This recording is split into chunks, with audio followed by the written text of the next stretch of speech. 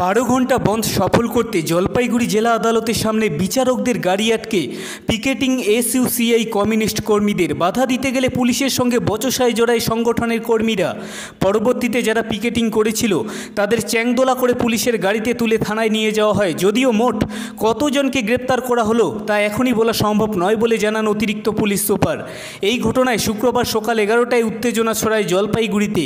গ্রেপ্তার হওয়া এসইউসিআই কমিউনিস্ট দলের কর্মীরা জানান, আরজিকর হাসপাতালে মহিলা চিকিৎসক পড়ুয়াকে নৃশংসভাবে ধর্ষণ করে খুন করা হয়েছে।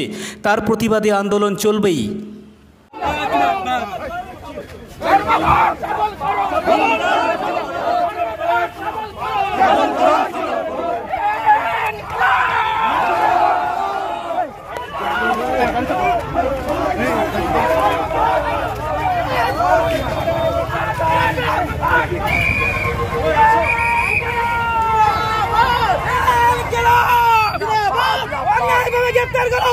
পুলিশ তুমি জবাব দাও,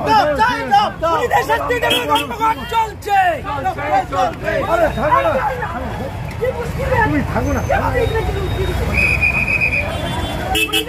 কোন দলীয় কর্মসূচি নয়। গোটা বাংলা গত 14 আগস্ট রাস্তায় নেমেছিল রাত দখলে।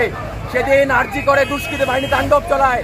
একটি মেয়ে ধর্ষণ হয়ে খুন হয়ে গেল, কোনো বিচার হচ্ছে না। আজকে কি হয়েছে? আপনারা গ্রেফতার চলবে। আজকে কি হয়েছে? গ্রেফতার আজকে হরতাল, গ্রেফতার করছে রাজ্যের পুলিশ। তারা ধর্ষণের বিচার করছে না, গ্রেফতার করছে। এই লড়াই থামবে না, এই লড়াই চলবে।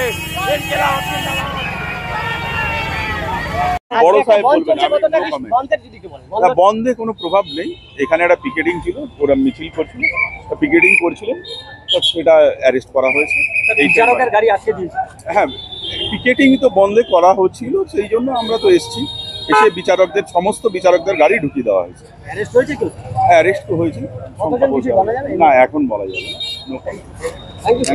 পুলিশে সব রকম ভাবে যেভাবে মারা দরকার সেভাবে তারা মেরেছে, যেভাবে তারা মারতে পারে, একটা শান্তিপূর্ণ আন্দোলনকে যেভাবে তারা ভাঙতে পারে সব চেষ্টা চালিয়েছে।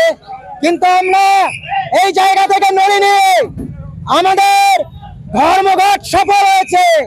সেই ধর্মঘট সফল করেই আমরা অন্যান্য স্পটগুলিতে যাচ্ছি। আমাদের মিছিল এখন বেরোবে।